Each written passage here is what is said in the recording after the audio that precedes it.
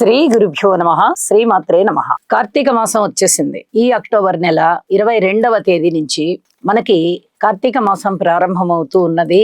ఇక కార్తీక స్నానాలు, జపాలు, అలాగే దేవుని ముందర పూజ చేసుకోవడము, దీపం పెట్టడము ఇత్యాది కార్యక్రమాలన్నీ కూడా చాలా సందడిగా జరుగుతూ ఉంటాయి.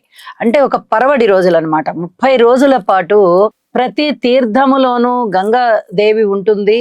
అలాగే ప్రతి ఆలయంలోనూ, ప్రతి ప్రతిమలోనూ శివకేశవులు ఉంటారు. అంత విశిష్టమైనటువంటి ఈ కార్తీక మాసానికి చాలా పవిత్రమైనటువంటి కథలు ఉన్నాయి. ఇందులో భాగంగా మనము దీప ప్రజ్వలన గురించి తెలుసుకుందాం. ఈ దీపాన్ని శివాలయంలో వెలిగించిన, అలాగే కొండెక్కిపోతున్నటువంటి దీపాన్ని మళ్ళీ ప్రజ్వలన చేసిన ఎంతటి అద్భుతమైన ఫలితాలు ఉంటాయి అనేది మనం ఒక చిన్న కథ ద్వారానే తెలుసుకోవచ్చు. పూర్వము శత్రుజీ అనేటటువంటి ఒక యువరాజు ఉన్నాడు. అతనికి అన్ని రకాల విద్యలు కూడా చాలా బ్రహ్మాండంగా వచ్చు. దానితో పాటుగా అతను స్త్రీ వ్యామోహంలో ఉంటాడు.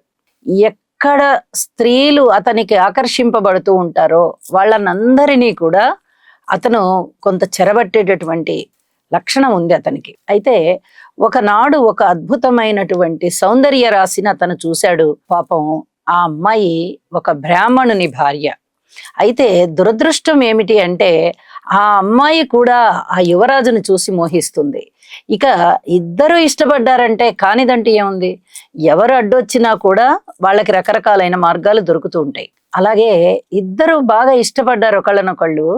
ఇక ప్రతిరోజు రాత్రిపూట వాళ్ళు కలుసుకుంటూ ఉండేవారు. ఈ బ్రాహ్మణుడు నిద్రపోయే వేళ ఇక చిన్నగా ఆమె తలుపులు తీసుకుని బయటికి వెళ్ళిపోయి వాళ్ళు ఏ ప్రదేశంలో అయితే కలుసుకోవాలి అనుకుంటారో ఈ శత్రుజీ, ఈ బ్రాహ్మణ వనిత ఇద్దరు చక్కగా అలాగా సరస సల్లాపాలతో ఆ రాత్రంతా కాలక్షేపం చేస్తూ ఉండేవారు.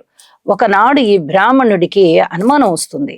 ఏంటి నా భార్య రాత్రిళ్ళ పూట ఇంట్లో ఉండట్లేదు, ఎక్కడికో వెళ్తోంది, ఈమెను పట్టుకోవాలి అని ఒక దృష్టితో ఆలోచిస్తూ ఉన్నాడు ఆయన. ఎలా పట్టుకోవాలి వీళ్ళని అని ఎందుకో అనుమానం వచ్చినటువంటి ఈ బ్రాహ్మణ స్త్రీ, నా భర్త అనుమాన పడుతున్నట్టుగా ఉన్నాడు కాబట్టి ఒక చోట రహస్యంగా మేము కలుసుకున్నాము అంటే మళ్ళీ మరుసటి రోజు ఆ స్థానాన్ని, ఆ స్థావరాన్ని మార్చేసేయాల్సిందే, లేకపోతే భర్తకి దొరికిపోతాను అని చెప్పి ఆ శత్రుజీకి చెప్పేది. మనము ప్రతిరోజు ఒకటే చోట వద్దు, రకరకాల చోట్లలో కలుసుకుందామని. మరి ఈ అమ్మాయి మీద అమితమైన వ్యామోహంతో ఉన్నాడు కదా, అతను కూడా సరేనని చెప్పి రోజుకొక స్థలంలో వాళ్ళు కలుసుకోవడం మొదలుపెట్టారు. ఇక వాళ్ళ కామకేళి శృంగారాలన్నీ కూడా యథేచ్ఛగా జరిగిపోతూ ఉన్నాయి.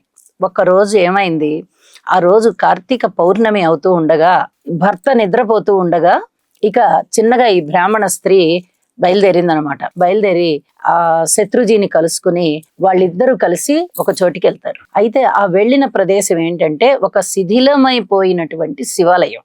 ఆ శివాలయంలో కలుసుకుంటే ఎవ్వరికి అనుమానం రాదు, మనకు కూడా ఎటువంటి డిస్టర్బెన్స్ కూడా ఉండదు అని చెప్పి వాళ్ళిద్దరూ ఆ శివాలయాన్ని ఎంచుకొని అక్కడికి వెళ్తారు. అక్కడికి వెళ్ళి ఎలాగో అంత వెతికి ఒక ప్రమిదని తీసుకొస్తారు. ఈ అమ్మాయి చీర కొంగుని చింపి ఒత్తిలాగా చేస్తుంది. అలాగే ఆ శత్రుజీ కూడా ఎక్కడైనా చమురుందా అని చూసి ఆ రాత్రిపూట ఆ చీకటిలోనే అంత వెతికి ఎక్కడో కొద్దిగా దొరికితే ఆ చమురు తీసుకొచ్చి ప్రమిదలో పోసి ఒత్తి వేసి ఇక దీపాన్ని వెలిగిస్తారనమాట. కొద్దిగా అయినా కూడా వెలుగుండాలి కదా అన్నట్టుగా ఆ పరమేశ్వరుని యొక్క సన్నిధానంలో ఈ దీపారాధన వెలుగుతూ ఉంటుంది.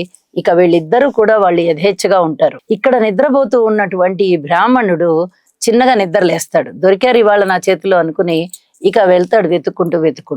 దొరుకుతారు వాళ్ళిద్దరు. శిథిలమైపోయిన దేవాలయంలో వాళ్ళిద్దరిని ఒక దగ్గరగా ఉండడం చూసి ఇతను ఇంకా తట్టుకోలేకపోతాడు. నా భార్యవి నువ్వు, నీకు ఇలాంటి దురదృష్టకరమైన ఆలోచనలు ఉన్నాయి ఏమిటి, నిన్నింక నేను బ్రతకనివ్వను అని చెప్పి ముందర ఆ శత్రుజీని చంపేస్తాడు. తర్వాత ఆ అమ్మాయిని చంపేసి అతను కూడా చనిపోతాడు. ముగ్గురు ఒకటేసారి చనిపోతే ఇక యమదూతలు అలాగే శివదూతలు ఇద్దరు వస్తారు. ఈ శివదూతలేమో ఈ శత్రుజీనిను ఈ బ్రాహ్మణవతిని వనితని తీసుకొని పోతారు. యమదూతలేమో ఈ బ్రాహ్మణ యువకుణ్ణి తీసుకొని పోతారు. తీసుకుని వెళ్తూ ఉండగా ఇతను అడుగుతాడు అనమాట, వీళ్ళు ఇంత దరిద్రానికి ఒడిగట్టారు, ఇంత పాపపు పనులు చేస్తున్నారు, అలాంటిది వాళ్ళని యమదూతలు తీసుకువెళ్ళాలి, వాళ్ళని తీసుకెళ్లకుండా నన్ను తీసుకెళ్తున్నారేంటి అని అడిగితే యమదూతలు చెప్తారనమాట. ఇవాళ కార్తీక పౌర్ణమి, పరమేశ్వరుని యొక్క సన్నిధానంలో శివాలయంలో వాళ్ళు దీపాన్ని వెలిగించారు కాబట్టి వాళ్ళిద్దరూ అదృష్టవంతులయ్యారు. వాళ్ళు ఏ స్థితిలో ఉన్నారనేది తర్వాత సంగతి. ముందరైతే వాళ్ళు చాలా పుణ్యాన్ని తెచ్చుకున్నారు. అటువంటి వాళ్ళని ఇద్దరిని కూడా నువ్వు చంపేశావు కాబట్టి నువ్వు యమలోకానికి రావాల్సిందే అని చెప్తారు. ఈ శత్రుజీకి పాపం చాలా జాలేస్తుంది.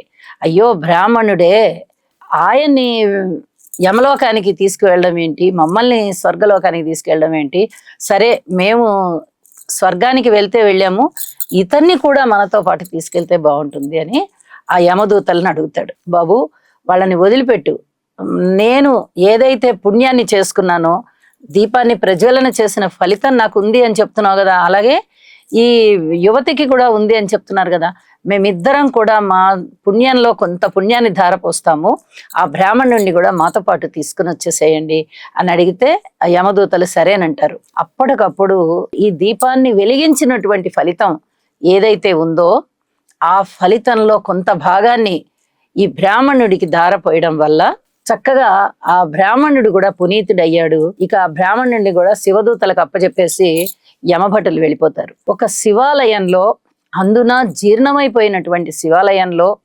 కార్తీక పౌర్ణమి రోజున దీపం వెలిగించడం ద్వారా ఎంత పుణ్యం లభించింది ఆ బ్రాహ్మణుడికి. అలాగే వీళ్ళు చేసేది తప్పుడు మార్గం, ఉన్నది తప్పుడు మార్గం, చేస్తున్న పని కూడా చాలా చాలా తప్పు అయినప్పటికీ కూడా ఆ రోజు పౌర్ణమి రోజున, అందున కార్తీక పౌర్ణమి రోజున దీపం వెలిగించినటువంటి పుణ్యము, జీర్ణమైపోయినటువంటి దేవాలయంలో ఈ పని చేసినందుకు అమితమైన పుణ్యం సంపాదించుకుని వాళ్ళు చక్కగా కైలాసానికి వెళ్ళిపోయారు. అంటే అర్హులయ్యారన్నమాట. మనకి దీనివల్ల ఏం తెలుస్తూ ఉంటుందంటే, ఎప్పుడైనా సరే మంచి పనులు చేసుకోవాలి, దీపారాధన చెయ్యాలి. పూజ ఎలా చేస్తున్నాం అనే దాని సంగతి తరువాత, ముందర భగవంతుడి ముందర దీపం పెట్టుకోవడం అనేది చాలా ప్రధానం. మన తప్పులన్నీ సమసిపోబడతాయి. తెలుసో తెలియకో ఏవో తప్పులు చేస్తుంటారు ఎవరైనా కానీ, వాటన్నిటినీ మనము తీర్చేసుకోవాలి, ఇవన్నీ పోగొట్టుకోవాలి అంటే కార్తీక మాసం అతి పవిత్రమైనటువంటి మాసం అని చెప్పి తెలుసుకోవాలి అని చెప్పి తెలియజేస్తూ, వీలైనంత వరకు భగవంతుని యొక్క లీలలు చెప్పుకోవడము, భగవన్ నామాన్ని చేసుకోవడము చేయడం ద్వారా చాలా చాలా ముక్తికి మోక్షానికి అర్హులవుతారు అని చెప్పి తెలియజేస్తూ శుభం.